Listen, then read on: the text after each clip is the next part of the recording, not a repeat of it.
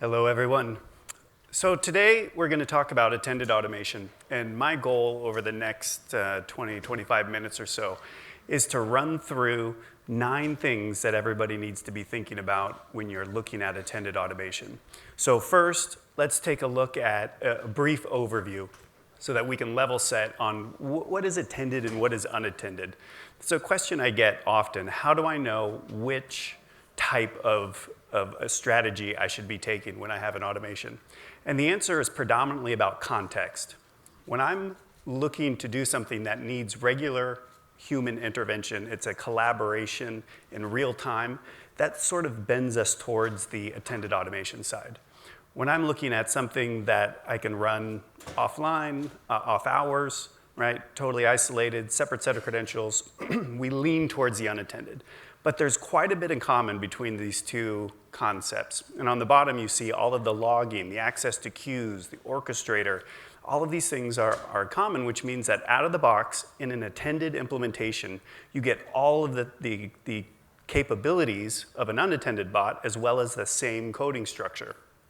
Now, the first question that I get is typically around what are the activities that I'm automating, and a common misconception is that attended automation is just about mouse and keyboard activities and doesn't include all of this other kind of robust set of activities that you've got available in these unattended automations. So connecting to SDKs, APIs, directly to databases, directly to other data sources, all possible in attended automation.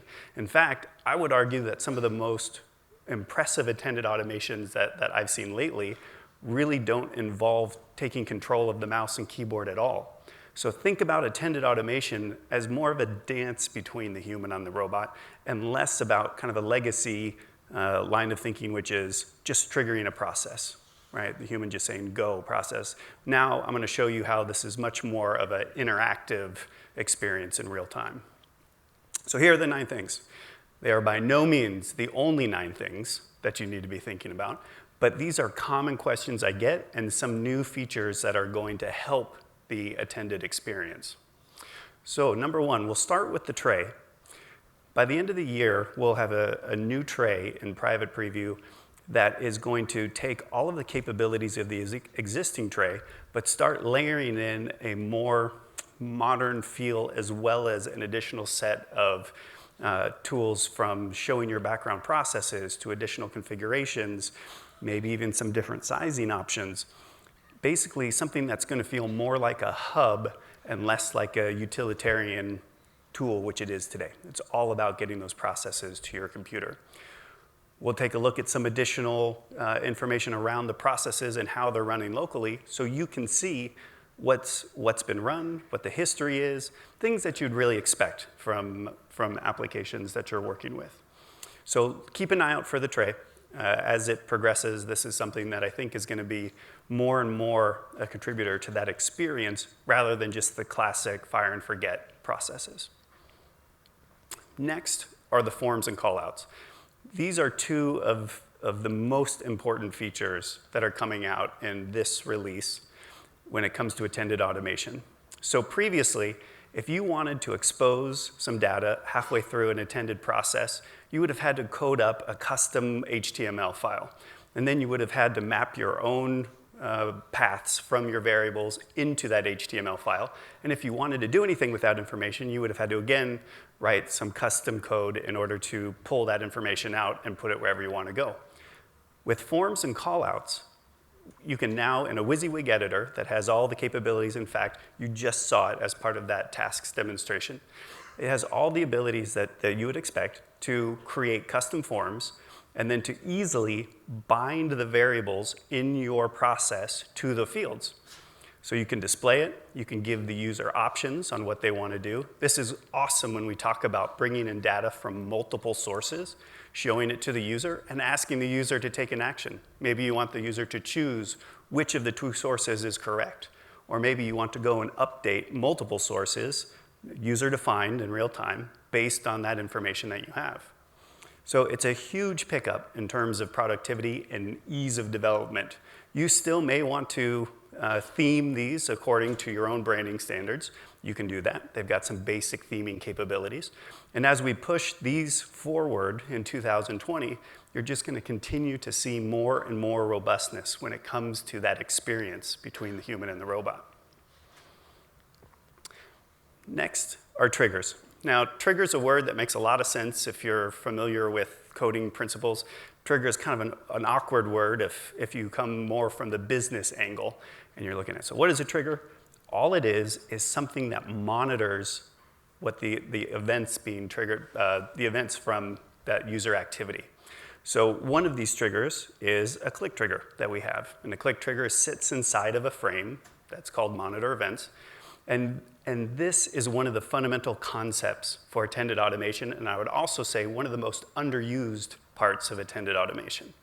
So essentially, with this activity that you see here, we have the ability to listen patiently for the user to click somewhere, and as soon as that user clicks, we can start the process below that. If you have two things that you want to listen for, no problem. You can put two triggers side by side, and if either one of those happens, either one of those events occurs, in this case a hotkey or that click, you can start that process. Or maybe you've got two triggers, but you want completely different processes to start if that trigger is hit. Or maybe you have 10 triggers, or 50, or 200. This is okay. It continues to scale.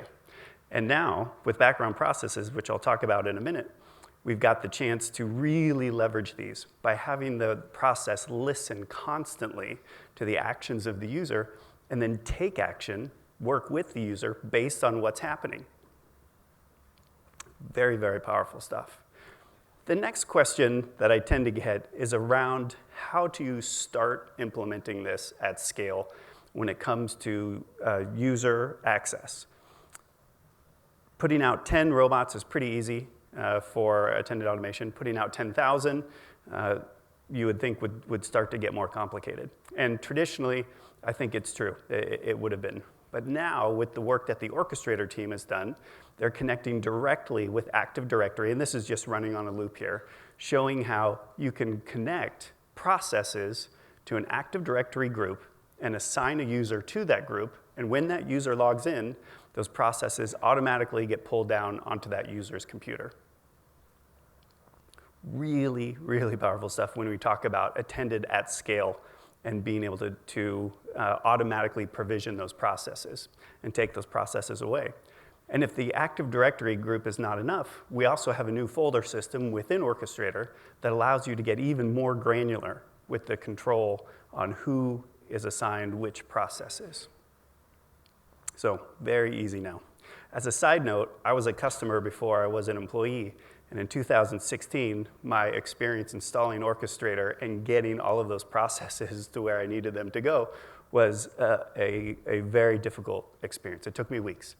Today, we could go do this in 10 minutes, right? Set up a new Orchestrator cloud account, provision, get them down.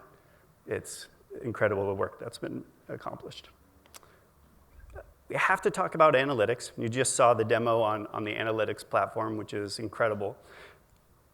When we talk about attended automation, you have to keep in mind what you're replacing. And classically, you're replacing console apps or lightweight automation tools, and most of them don't have a robust set of capabilities in order to report on the actions that are being taken by the attended robot.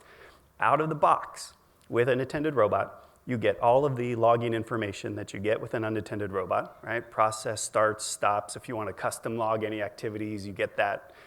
As well as with those custom activities, if you want to start feeding in things that user is doing, capturing the invoice amount on a transaction that occurs, and bringing that into your analytics package, you now have really great business metrics in order to have conversations with the business owners about what's happening with the attended bots, right? And if you then take that data and then merge it with whatever other operational data is being thrown out, now you can start getting some efficiency metrics on how the attended robot processes are doing versus how a classic fully manual process is doing, right? So again, out of the box, you're getting access to a tremendous amount of data from those attended robots. And whether you want to use our analytics platform or you want to hook Tableau or Power BI or another tool that you have up to those orchestrator tables in the database, it's up to you. We all saw the demo on, or the overview of Connect. This is a critical part of attended automation, and I'll tell you why. When you're looking at users that are going to be using the attended robots, you have to bring them into the process, so at least it's going to work best when you do. So being able, as your employees start using attended automation, giving them a voice and the ability to contribute their ideas is going to dramatically increase your RPA arsenal, because a lot of people, in fact all of us I would say, have trouble conceptualizing things that we haven't experienced. If you don't have a mental model for what it is you're trying to contribute to, it's considerably more difficult to have an innovative idea. Once your users or your employees are using attended automation, they'll start to see how attended automation can help their lives. They'll have a frame for it, and then you give them the ability to contribute their ideas, gamify it, give some rewards. There's everything from financial rewards to perks or benefits or just recognition. You'll find that your bottom-up approach to your backlog is going to create a very complementary force to just your top-down. And as well, a lot of times, some of the best ideas, most prolific ideas, come directly from the employees themselves.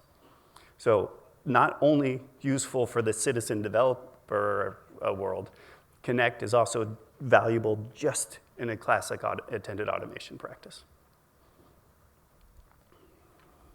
All right, background processes. So this goes back to my comment earlier. Attended automation, in my opinion, is most powerful when you're combining the human activities with background activities like API calls. Let's take a look at just a few of them here. Out-of-the-box activities that you can supplement your automation with. When I was a customer, I was in the mortgage industry.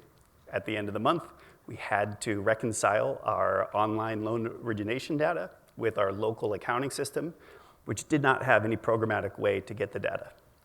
So we tried all kinds of things. We were downloading, exporting Excel spreadsheets. We had console apps that were trying to reconcile these things. And it was never a good process. Had I had this when I was working for the mortgage company, I would have easily, in fact, I've done a demo recently where I'd connect to that loan origination system via an API, pull down all of the loans that are relevant, open up that accounting system, and start cycling through and doing that reconciliation. When there's an issue, I pop up one of the forms with all of the data on both sides and ask the user which accounting of the loan is correct. Based on the response, push that information back into the requisite system and update that system saying this has been automatically updated, annotate it, move on. Really powerful. You don't have to go log into that system. You can just bring that data down with the API. So there is a template. You saw the template for the orchestration process. There's a template for a background process. And the key to the background process is that everything that you put in there needs to be able to run without any mouse or keyboard interaction. So this is great for all of those triggers that we talked about. You could have a background process that had 50 triggers in it. Triggers waiting for you to click the present button in Outlook and then go and shut down your email, shut down all of those things that at least I always forget to do when I'm about to present on a conference call. You could have, one of my favorites is actually intercepting a click, right? So if you see, let's go back to our loan file. Inline QA and QC is something that humans have to do, and we would splice that throughout the loan process. In the case of attended automation and triggers, when a file is open, you could detect that that file has been opened, do inline QA and QC on the form, and then not let the user press submit to move it to the next milestone unless those validation criteria were fulfilled. So when you talk about compliance and risk, And instead of risk and those departments looking at you like you're adding a layer of complexity, here you are saying, I'm actually going to stop a human interaction if I haven't met my risk criteria. I will happily have that conversation with any of your risk departments if you need help on that one. Reusability. Just like any enterprise platform, code reuse is critical. And this is true for attended and unattended, especially useful when you start getting into citizen development and you have the ability to provide your citizen developers with pre-built components. And you can use these components in a dozen different ways. Here are a few. You can invoke the process or invoke the workflow from within the process itself. You can take that snippet of code and save it to a library so that anyone can pull it down and use that as an activity. You can put it in UiPath Go. You could develop custom activities from code that you have from somewhere else. If you have a bit of legacy code that you've used in drivers in order to connect to a legacy system, you can take that code, put it in an activity, and then drop that activity into a process.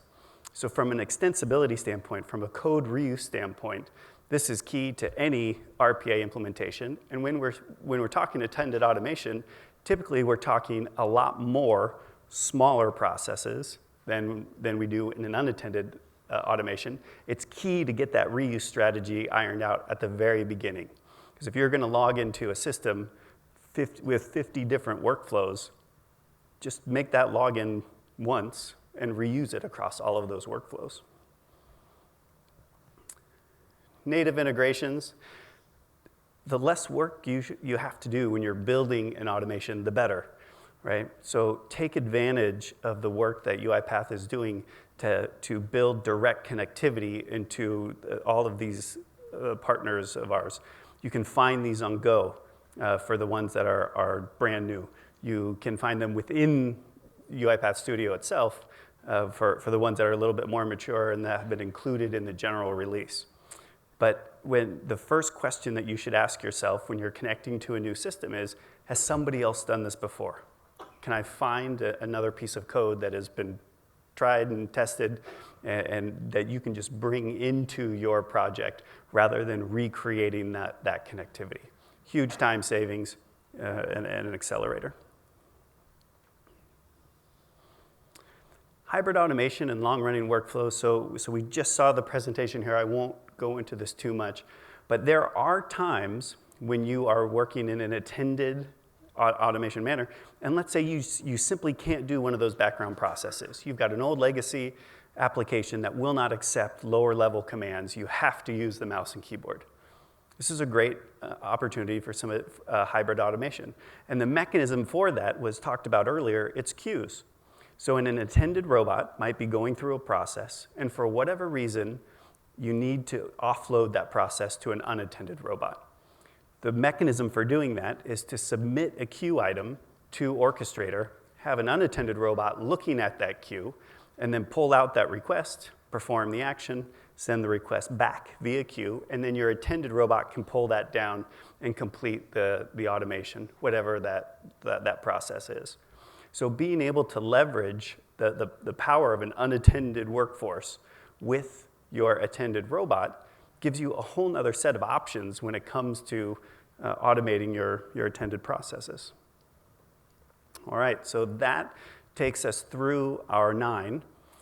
We have a bonus thought here, which is forward-looking. So not something that we are doing today. Having said that, with the APIs coming out for the attended robot, there's nothing stopping anyone from developing things like this themselves. So it's our approach of openness and extensibility that gives you these options. But the next kind of wave of features is going to involve getting beyond the tray and even more contextual when it comes to automation. I like to give the example, right? If I'm going to right-click on a document and send it to zip, right? You used to have to open your zip program and go through all the processes of loading that. It wasn't contextual. It takes you out of the process. Now I can be working on a file, save it, right-click it, zip it, or send it via email, right? I'm getting access to tools within the activity that I'm doing. So what you're going to see as we continue down this journey of a more connected human and robot are different ways to interact and start those processes or achieve those automations without necessarily needing to leave the context that you're currently in. So I'm gonna go ahead and wrap up with the presentation section. We've got a little bit of time left. We've covered a fair amount. Any questions on how? Yes. So, and this might be a silly question, but you were talking about the reusable components. Does that work like whenever you save that? Can you make that work like subroutines? So you can call it and then you can only update it in one place. So question was, when you have those reusable components, does that work like a subroutine? And the answer is very much so. So when you create those reusable components, you can add input and output arguments, and that's what you're going to feed in from your master process, and get them started with the input arguments, and then retrieve back whatever the objective of that is. And then yes, you only update it once. So Brandon, we have RE framework for the attended automation. Are we coming up with some framework for the attended? Question is, we have RE framework for unattended. What is the equivalent for attended? So there is a framework on Go for attended, but it's conceptually different because RE framework exists for transactional processes that have repeated transactions in it. An attended automation is typically one automation start to finish. So the template that's up there right now, and I think actually it's on it's in the main studio as well, is more of a guiding framework that says make sure you do all of your prerequisites at the top, get in the activity, make sure you close things down. But conceptually, it's a different flavor of automation. Your long-running processes, when you wait, is there an option to have that timeout so it doesn't sit there for a year? Yeah, question was on the long-running workflows, is there an option to have the workflow timeout if it's simply waiting too long? I'm not sure the answer to that. That's something that I can get back to you on. When is the answer? Is this going to be GA? Well, attended automation is, for the most part, most of what I've presented is available today. The forms and the callouts are coming in this release. So that's something that people can start picking up immediately, as well as the human-in-the-loop functionality. So you're good there. The only thing that I presented that's not in today is the tray, which will come later this year, as well as some of the thoughts on contextual interactivity. Yes?